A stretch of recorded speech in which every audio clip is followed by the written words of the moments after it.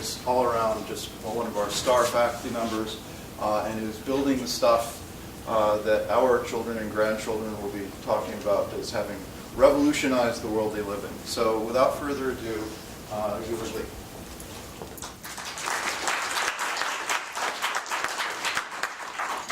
Thank you very much, Scott, for the introduction. When I was asked to do this, I was like, everybody used the title. What was the title Andy did? Where's Nemo or something like that. I couldn't come up with a catchy title. And so this is actually what I do. I do nanotechnology. We build components for the integrated circuits from atoms up, one at a time. A lot of times that's exactly what we do. So I figured we'll give this title, but I have about an hour.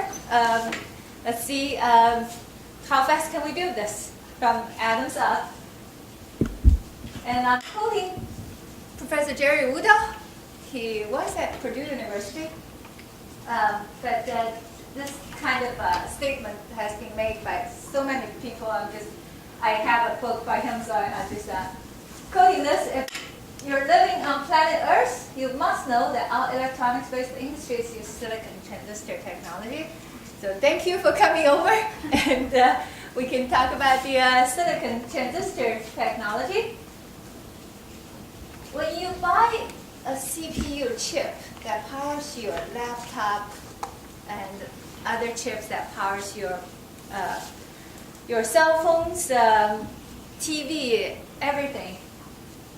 If you want to know what is inside this chip, the active part of the chip is about 1 by 1 centimeter square. Over the years, that size maybe changed slightly to 1.2, and actually the later generation is about 1.6 centimeter square. But it didn't change that much.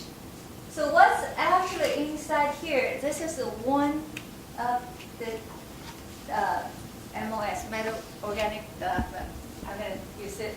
One of the transistors actually on the chip. I'm calling this the 22 nanometer tri-gate transistor. That 22 nanometer is the critical dimension on the chip. And what I'm quoting here is a 12-inch wafer. 12-inch is the diameter of this wafer. And this one has about 700 of those chips. And each chip is about 1.6 centimeters square. And this is actually the Ivy bridge. If you go online and search Ivy bridge, this was in volume production at the end of April 2012, and it was priced at about $350. And I have 700 of them I'm holding here. So this wafer is worth about $200,000 last year. Today it's still worth over $100,000. And the next this is the latest generation. The generation that's going to come out this July will be 14 nanometer node. So that's the critical dimension on these chips. I'm going to actually go into details about what these chips actually look like at atomic level. I'm going to pass this around so you can take a look at these. This side, the color is gray. This is silicon. It's one of the Earth's abundant elements that makes 90% of the electronics industry. This industry is about $300 billion. And the growth rate of this industry, if you look at GDP, the GDP growth is about less than 5% if it grows. Sometimes it's negative. The semiconductor industry, silicon-based electronics, when the GDP grows by 3%, easily this industry grows 10 to 30%, and when it's cyclic. So when the GDP drops, it also drops, but the amplitude is much bigger than any other industry that I know. So and this side, the color is actually copper. This is the last layer of a 35 level processing of this chip, and it's made of copper. So I'm going to pass it around. I really appreciate if I have this back in one piece. As I was walking over here, my purse does not hold both my laptop and this wafer. I was like, okay, which one should I protect if I fall? I'm going to start with you.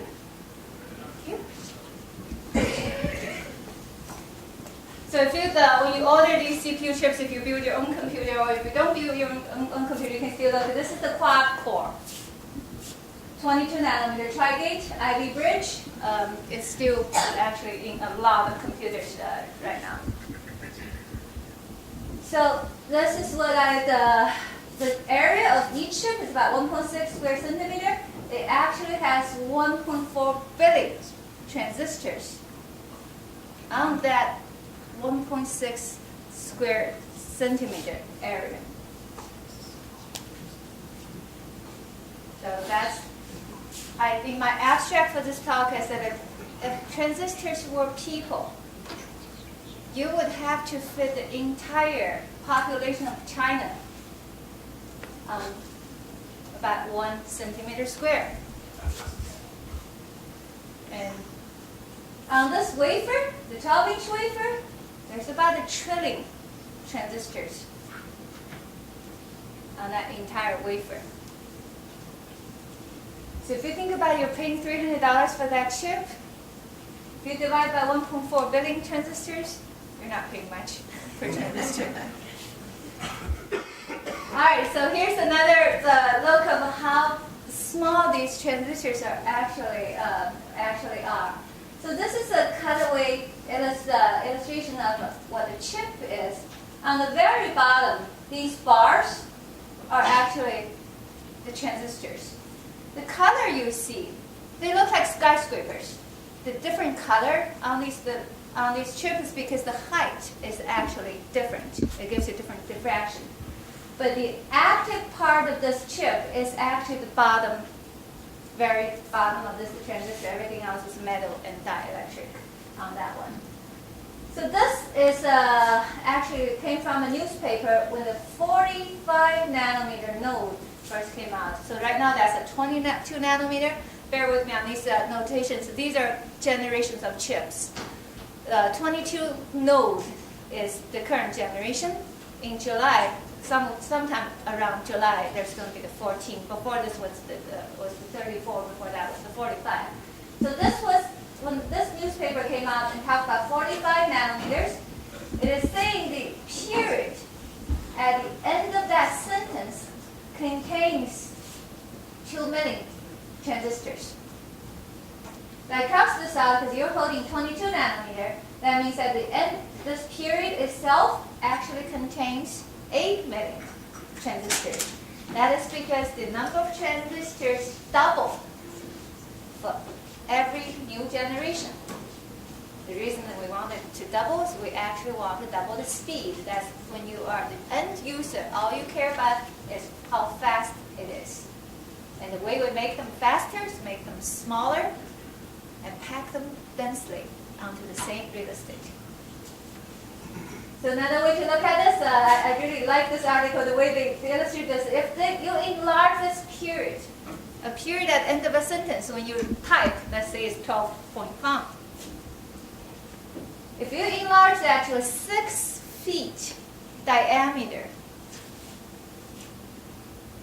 then cut out the inch out of the 6 feet diameter dot, you would have 2,000 transistors. If it's 22 nanometer node. To the next generation, it's going to have 4,000 transistors on this 1 inch cutout of a period that's enlarged to 6 feet in diameter. So here's the people analogy. So in the 1970s, if in a music hall, Intel chip at that time is called the Intel 4004.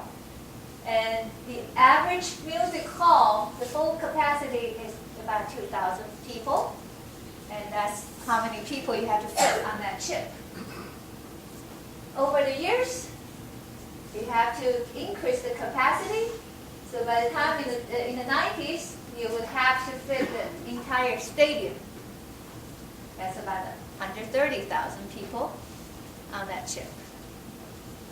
Then by 2000, you would have to put 32 million on the same real estate, and that's equivalent to the population of Tokyo.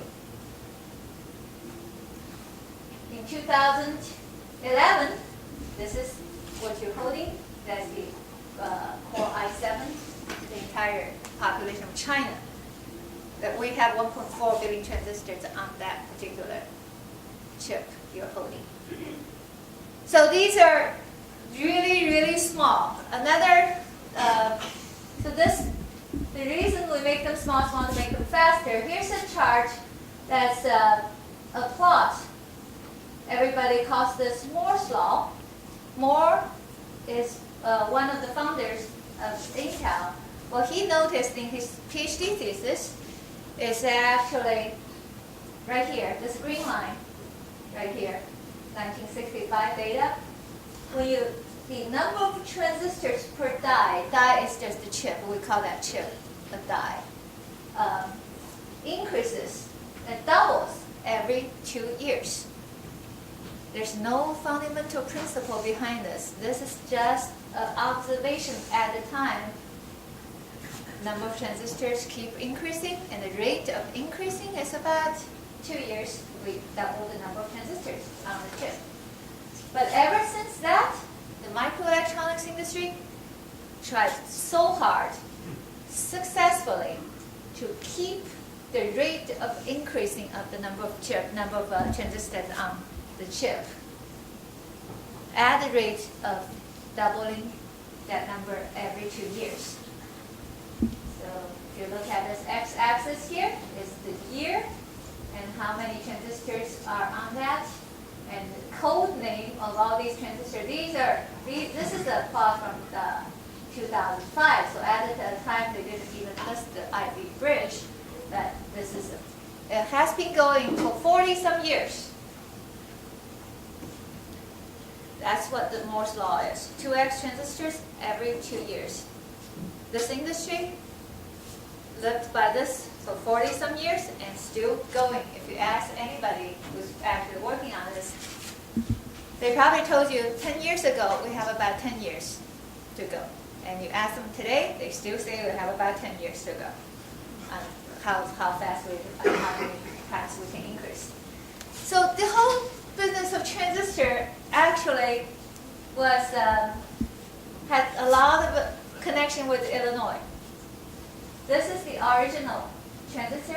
It's a replica of the original transistor that was invented in 1947. And these were assembled by hand. The size, that's about a real scale. And these were the three inventors of that transistor. Of course, John Bardeen was one of us. This was invented when he was at Bell Labs, and he came here, became the faculty member of the electrical and computer engineer, as well as physics. He got a Nobel Prize for the transistor invention. Later on, he got a Nobel Prize for inventing the superconductor. And Professor Bardeen's first graduate student, Nick Koniak, is still on our faculty. Actually, he just retired last July. He's in my hallway, down the hall. He later on invented the LED.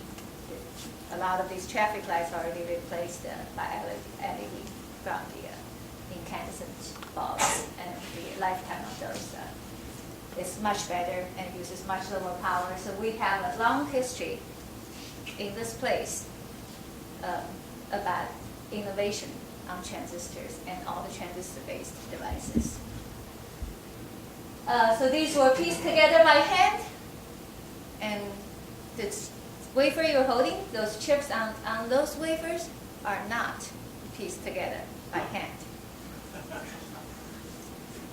So how small they are? How do we actually do this? So this is the chart that shows a lot of images that's taken by an electron microscope.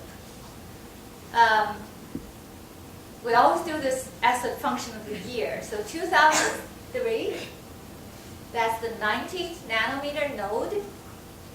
In addition to silicon, we added another element that's germanium. If you look at the periodic table, germanium is directly below silicon. It's the same, it has the same number of valence electrons there. The next generation, 2005, that became 65 nanometer. That added more germanium in there. And 2007, 45 nanometer, that process completely changed. So for the first 40-some years, the process was about the same.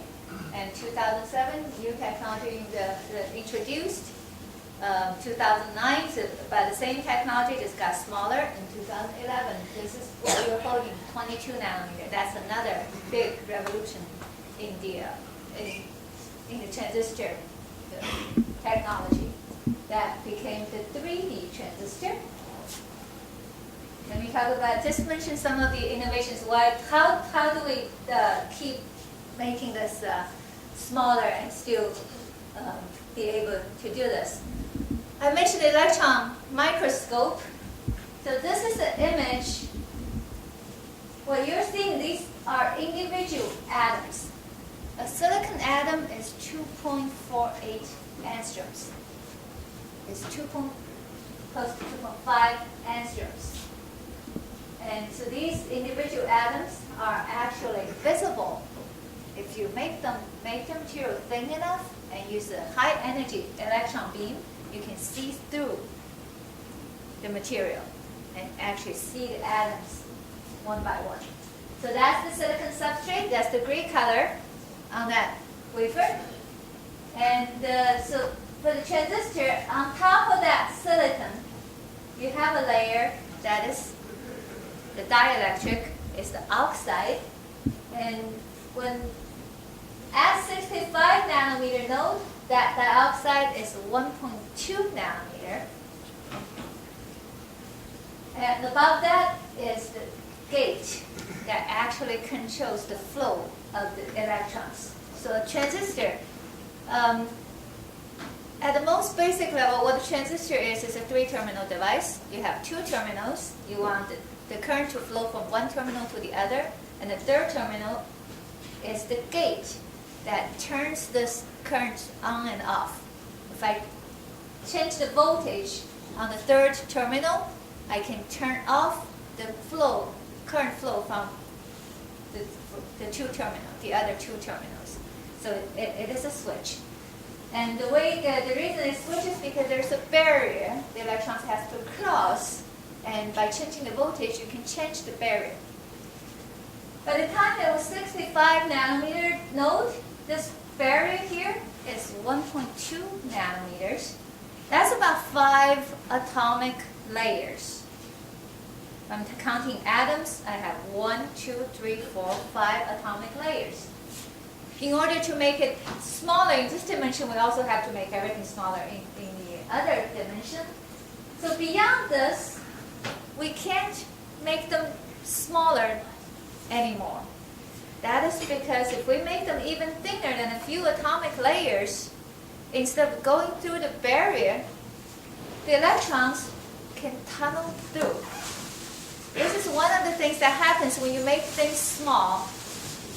Instead of classical physics, the quantum physics takes over, and that makes your energy, it costs the energy even when you have the transistor off. So your battery will not last. You think you turn it off, but it can actually tunnel through. So to overcome that issue, we want a material that is electrically thin, but physically thick, so it doesn't tunnel. So that's one of the innovations over the years. And the next innovation is change to a 3D transistor.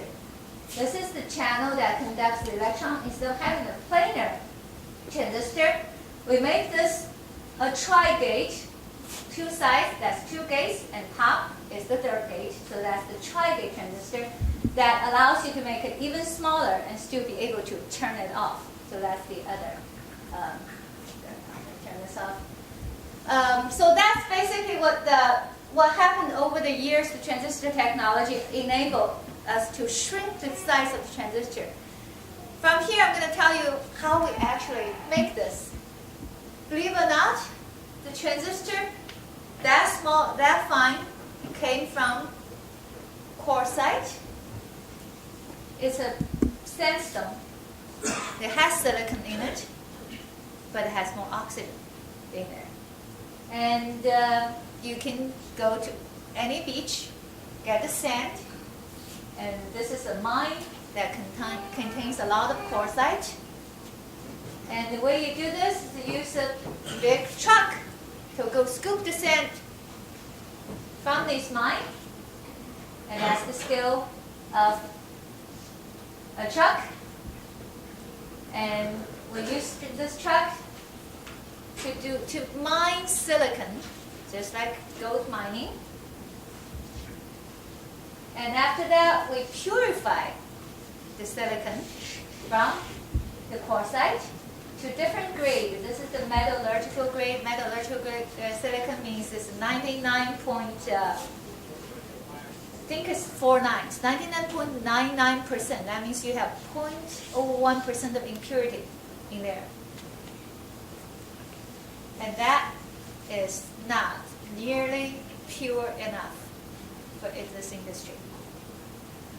What we need, the purity we need to make those chips is 9 nines. 99 point followed by 7 nines. Total 9 nines. That's the purity. That's the electronic grade silicon we actually require to make these. So then there's also the different crystal form. These are polycrystal silicon. That's not good enough. The concept of polycrystal is in contrast to single crystal. When you have single crystals, I show that image with all the atoms orderly. They're arranged orderly. Those are single crystal. If you do not arrange them orderly, they will have cracks, and that's polycrystal. So different single crystals get together and not perfectly aligned. Those are polycrystal. If they're totally random, they're called amorphous. We cannot have any cracks in there. They have to be perfectly ordered and perfectly pure in order to do what we do. And to make polycrystal into single crystal, this is the method. This is the actually system we use. It's a Tchaikovsky method. The biggest company that makes these single crystal silicon is actually in St. Louis. It used to be called MEMC. They changed the name last year to something related to photovoltaic, solar also. Solar cell industry uses silicon also. So eventually you make these from the quartzite mine and make the silicon spool and slice them into slices and become that wafer I showed you before. So these thin slices, when it was 2-inch, it's about 350 micron. For reference, your human hair is about 100 micron. With a 12-inch wafer, for mechanical stability, that wafer is 725 micron thick. So this is how we start making chips. And after that, you have to you write all different patterns on the chip to the scale of 22 nanometer or smaller. So that we use a technique called lithography. Litho stone, you carve the stone to different patterns. And this is probably the most expensive part of making a chip. So for the current generation, the lithography machine costs about $15 million to make, because the requirement of writing small features. Question: do you use lasers to do the etching, or how do you do the etching? Thank you for that question. So this one, currently, we're using lasers to write these small features. And the feature size is limited by the wavelengths we use in a laser. Wavelengths, if it's blue color, is 450 nanometer. And if it's red, it's 700 nanometer. If it's green, it's 550 nanometer. And the size you could write is directly proportional to the wavelength itself, divided by some other numbers like numerical aperture of the lens and the refractive index. There are other numbers, but it is directly proportional to the wavelength of the light. So if I use a green light, 550 nanometer, if I just do that one thing, I cannot write anything smaller than about 250. That's determined by the diffraction limit. So how do I write 22 nanometer? There are other ways beyond what light laser could do. Electron beam. Electron beam, if it's kilovolt energy, is less than an angstrom converted to wavelengths. So we can use other means to do this, and even with optical lithography, which is still the standard in the industry, you can make smaller ones by playing other tricks in there. So the 22 nanometer, the node, even the 14 that's going to come out, is still written by lasers. And once you write that pattern, we actually write this pattern on the polymer layer, because polymer is sensitive to the light. When you expose the polymer to light, it changes, so you can have some parts that you can remove, etch, dissolve, and some parts stay. So the next step is etching. So if I want to etch this hole out without taking materials outside of it, I need to have a mask that actually protects all the other areas instead of etching everything else. So I need etching method. If I want to etch holes, I need one type of etching.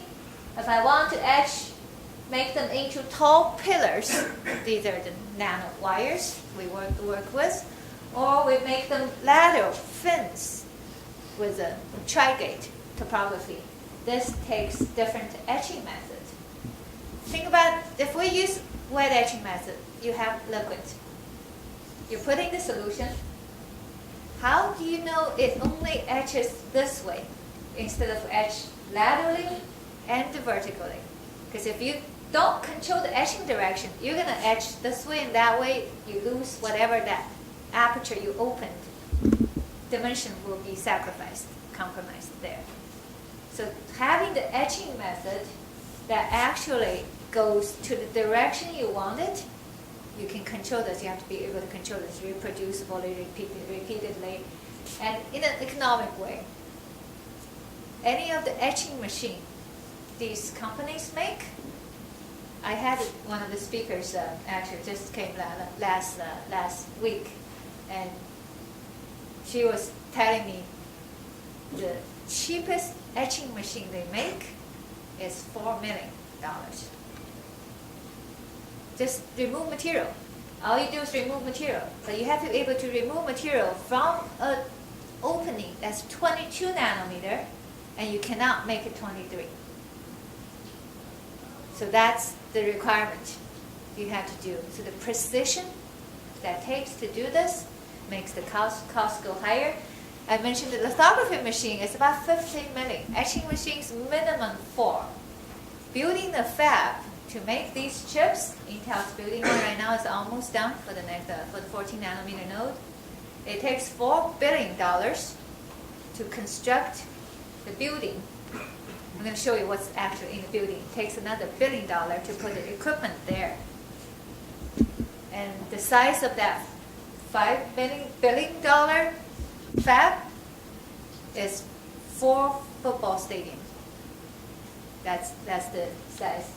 So before I get to what's actually in the building to make these things, so how do we see these atoms? Atoms of silicon atoms, 2.5 angstrom. So we actually need machines that could see much better than an angstrom scale. We have one of these. This is the state-of-the-art microscope anybody could hope to get. We actually have one of these. How many there are in the world? There are about 3. I think we have one. And on this campus, we have a lot of state-of-art equipment.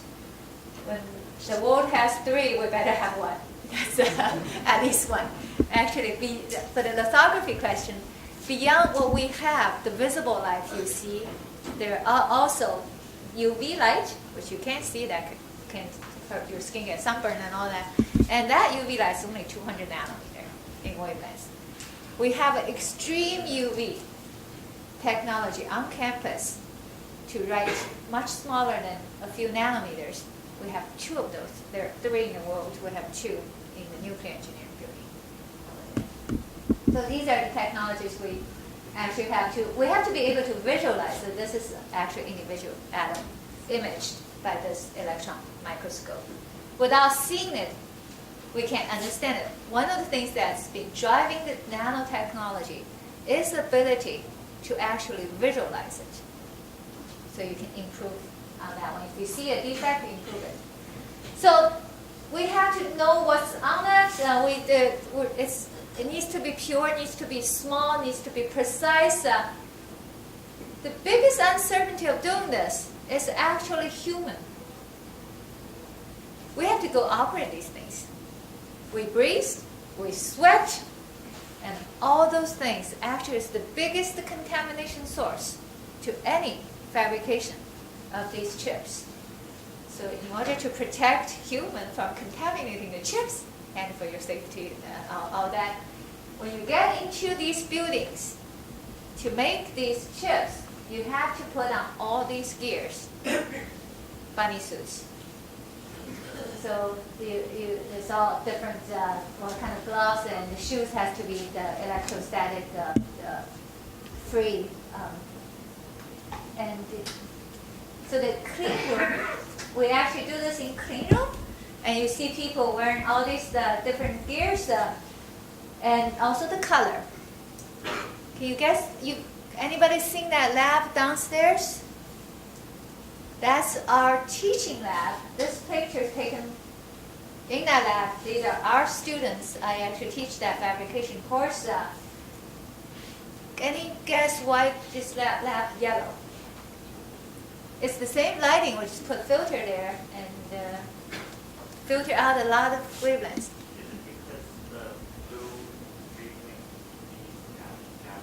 That's exactly why. So any white light has different wavelengths. If we do not filter out the blue will actually expose that layer. I was saying it's sensitive to light. You can write features on that one. So if you have light everywhere, you don't know what you're exposing it to. You have no control. So we have to filter out that light. That's why the color is yellow downstairs. Is that basically the same as when you take a photograph and you're developing photography and you have red light in your photography studio? Is it similar? It's similar. The difference is depending on what wavelengths you use. That organic is actually a polymer compound. It's sensitive to different wavelengths, but it's the same principle. So this is what it takes. We take all we have to gown up. Students have to gown up, and to describe how clean is a clean room, we use class 10. Class 100, class 1000. That means, if I say class 100, that means I have 100 particles per cubic feet. So the clean room downstairs is 10,000, class 10,000. Sounds pretty dirty. On a sunny day, when the sunlight shines into your room, do you see particles? And those are big particles you can see with your naked eye. The 10,000 I'm talking about is small particles you cannot see. Surgical room. When surgeons go operate on somebody, that surgical room is around 50,000. So it's dirtier than the room downstairs. And today is actually the open house, the micro and nanotechnology lab. That's where the research group is. We have class 100 clean room and class 1000 clean room. And a lot of these chips are in class 1 clean room. Think about it, you have one particle in a cubic, 1 by 1 foot by 1 foot by 1 foot. One particle, and that particle is not something you can see with your eyes. So that's the kind of cleanness it takes. That's why it takes $4 billion to do this infrastructure. For every floor we have 2 other floors for the HEPA filter and all that infrastructure. And the clean area, there's the clean area and there's the dirty area. For any piece of equipment, for that $50 million piece of lithography machine, 2/3 of that is in the dirty area. Only 1/3 is actually in the clean area. Otherwise, we have to really make sure everything's clean. That adds to the cost. So this brings up to this: what kind of company can actually survive? It takes $5 billion to build something that sells for $300. Only large companies, volume. You have to sell it in volume. You have to make it in parallel. We can't do one chip at a time. The reason now we have 12-inch wafers and people are actually active looking into 18-inch wafers is because you can do all of these at once versus a 2-inch wafer. And in this lab downstairs, students process 4-inch wafers. We're doing education. We're not studying, so we can do the process that's similar. So the industry moved to larger and larger wafers because you can make all of them at once for a similar cost, but it's actually a lot higher. The per chip is still much better. So this is the type of industry. It takes a lot to get started, and you have to sell a lot in order to break even. From that, then you can make some money. And what about the generations? Every time a new generation comes out, the previous generation is discounted significantly. So the best value actually is not the latest generation, it's the one right before that, prior to that. So any chip, any generation, the lifetime is about 2 to 3 years, because once the new chip comes out, you still have about a year for the other chip. So when anything new starts, there's a yield issue. How good can you make this? The yield starts from a few percent. It takes research and development to make that yield higher, and by the time the yield is close to 100%, the lifetime of that chip is over. Julie, could you tell us what you mean by yield? The yield, if I want every single feature on this thing to the specification I designed, and not all of them will meet the spec, then they are not the real product. They became just either part of the cost. It's always part of the cost. They are useless, so that they did not yield. So that's the yield. So it starts with a few percent yield, and the yield keeps going up, actually exponentially, and then the yield becomes 100%. What I was saying is, when it becomes 100%, you think it's a good thing? When it becomes 100%, the cost, of course, is lower, and the chip is better. But for this industry, when the yield becomes 100%, it's time for the next generation. So the lifetime of that chip actually is almost over when it becomes that cheap. It becomes obsolete. So every 2 years, it has this cycle for every generation. So that's the clean room. So I got this wafer from a guy called Mark Bohr. He's our alum. He comes back at least once a year. He took that fabrication course from that lab downstairs. Now he's the person who's in charge of the development of every new generation. So he has a video on YouTube that I really like. And he's the one who gave me that wafer. I said I need before he gave me that 22 nanometer wafer, what I had was the painting chip. Those of you who still remember painting chip. Then he had this video. I said, I really liked your video. Can I have a wafer that actually is the same as that? So I'll have to open the web browser so I can get this. Yeah, so first of all, let's thank Julie. Thank you. Yeah. I'm going to try and pull this up, and Julie, if you take questions, I'll see if I can get this to give us some sound. We're just having sound issues. So the bottom line is, to make transistors make to integrate the circuits from atoms up, we need it to be pure, we need it to be precise, we need them to be small, and the goal, and what this industry strives to do is to make it smaller, faster, and cheaper. Not all of them happens at once, but that's the goal. Yes. I'm just curious if you had any ideas of if I wanted to in my basement, in my photography studio in my basement, if I wanted to make a sort of an easy bake oven version of a if I got a 2-inch or a 4-inch piece of silicon and I put some sort of mask on it and used a photographic process, how small of a transistor do you suppose someone could make in a non-clean room? So whether it's clean or not, and it does have something to do with how small can you do it, but it's not the how small can you make is not determined by how clean it is. The reason we wanted it clean is if it's not clean, the electrons could scatter and it wouldn't move as fast. So we use mobility to quantify that kind of any defects, any impurities will change how things move.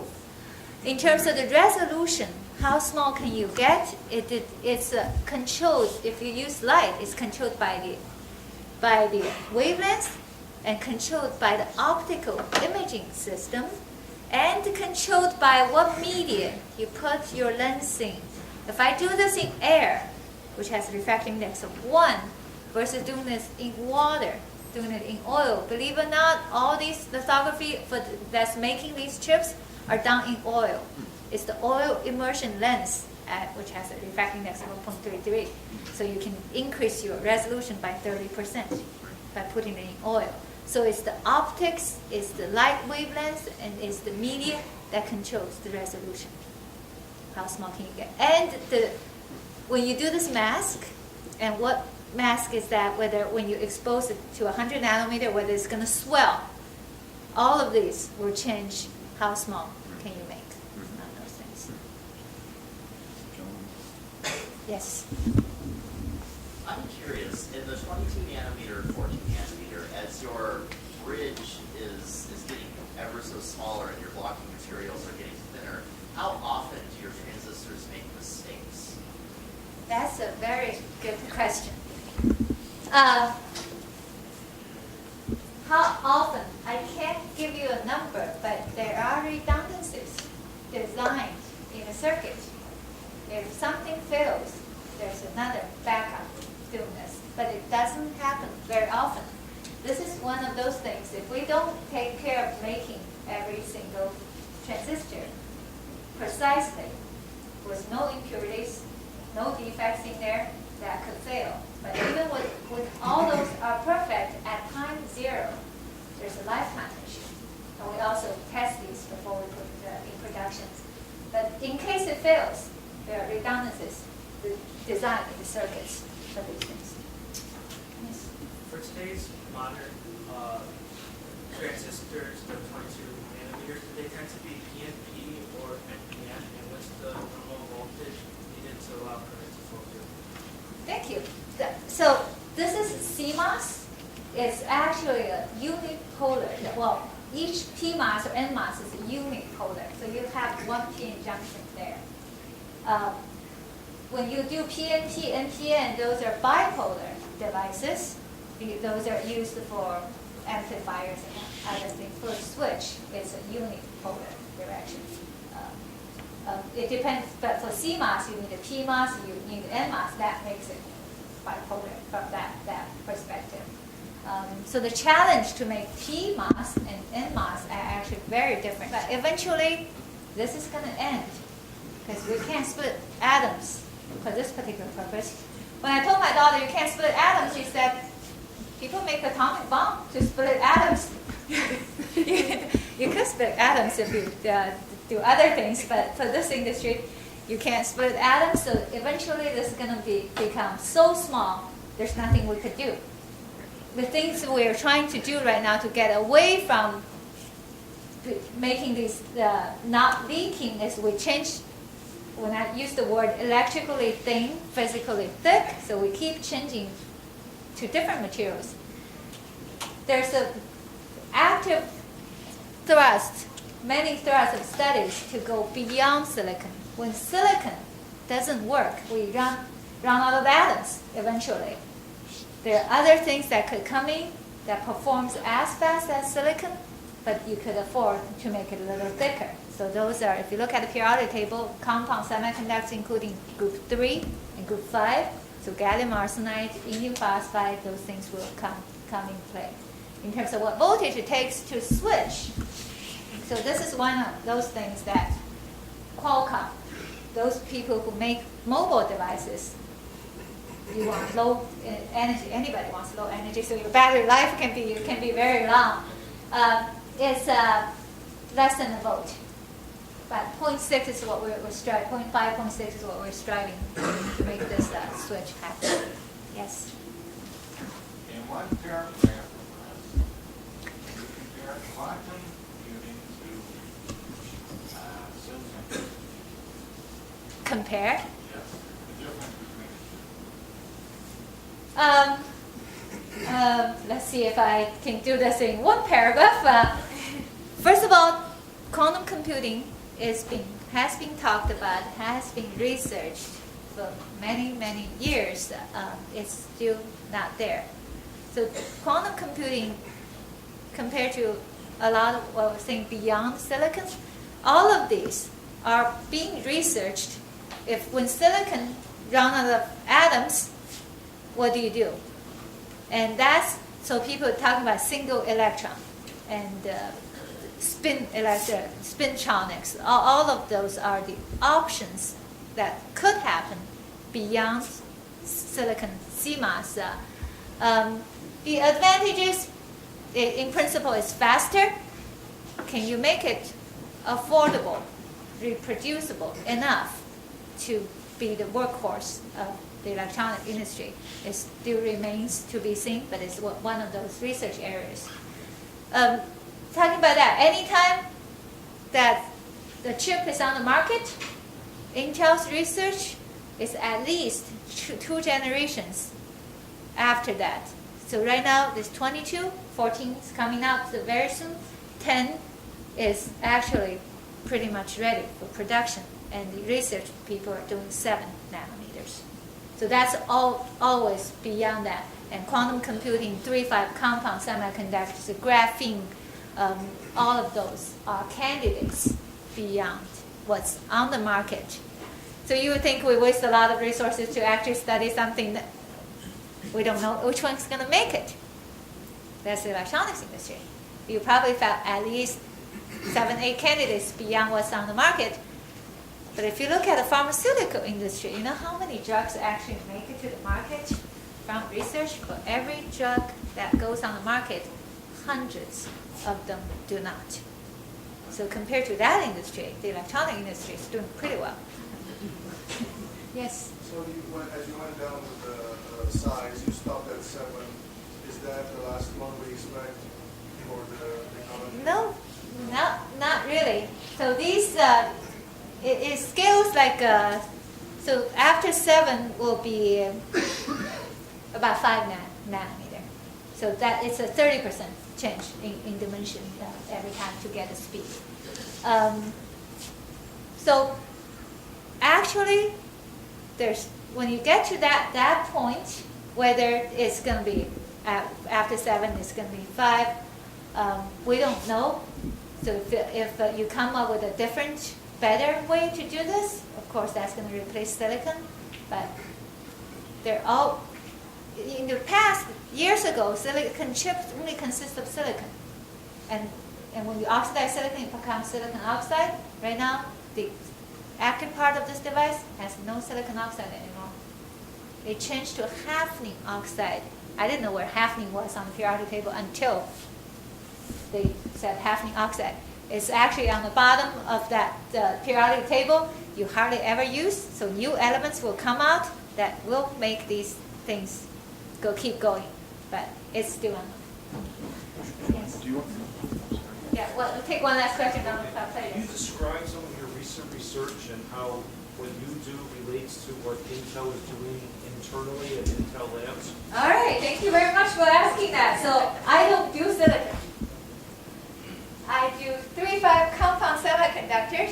and that has better electron mobility compared to silicon. And we can, so if silicon runs out of juice, that's one of the candidates. Because compound semiconductor has better mobility, that means it can move faster. It's very promising, but it's more expensive. So to change to a different material, the infrastructure has to change. The industry does not want to change any infrastructure if they don't have to. But if they have to, we have things for them to plug and play. That's the kind of research we do. So transistors, one of them, we looking at gallium arsenide, indium phosphide. 3,5 actually is very common. Every single one of you probably carries 3,5 semiconductor. The backlighting in a lot of cell phones are made of gallium nitride. That's a 3,5 compound semiconductor. So there are a lot of devices actually made with non-silicon materials, and we're studying that one. And we're also doing solar cells. That's also semiconductor based. The fabrication process are similar, but the device operation principle are different. But we do use all these lithography etching techniques to make the device that can perform faster, better, and cheaper. That's where our goal. All right, so we have that talk is about right. Yep. So I'm going to play this, and if we have time, we can. You want to play? Yes, Good. please. And with German titles, so good emotion. Wait, is this German? No, subtitles. Okay. Just in case. A manufacturer of microprocessor chips. But they may not know that each and every modern microprocessor is made up of millions, billions of tiny. So if there are maybe one or two more questions for Juling, maybe about the video, and then I think we'll wrap it up. So any more questions for Juling? Wait. So does Intel have a patent on that technology? And likewise, what would happen if somebody had a patent on the transistor itself? What would our lives be like? So patent, I'm sure they have tons of patents because there are multiple levels of processing you have to do. At every level, there are patented technology. Intel's one of those companies. They don't say much about what they do. So when they actually in the research what oxide they should be used to replace silicon oxide, people in the fab never knew what elements they were dealing with. It was all code named until they figured out it's hafnium oxide, and they publicized it. In the past, it was very hard to figure out what is actually in there, but now with all the techniques to reverse engineer, more people can figure out how to what's the end product, but how to make it still involves tons of patents. Patents is valid for what? 25 years? 20 years. So after that, it's free. You can use. Otherwise, you license it. Yes. How long does it take to etch that 12-inch wafer? So etch. So when you have a really thin layer, you actually do not want to etch it really fast, otherwise you pass without being able to stop. The etch rate, you can control it in a very large range. So when we do the etch in the lab, depends on whether you're etching oxide or you're etching the semiconductor, what kind of semiconductor. You can control the etch rate to a few angstroms per minute to hundreds of microns per minute. So that's you can change how concentrated is your solution or gas-based composition. And a lot of etch we actually accelerate by voltage, how fast, how much energy you actually put on there. Controllability is when you can control it, you want the fastest at a controllable level. Maybe one last question, and I think we'll all be going on to EOH exhibits. So, any last question? One last one.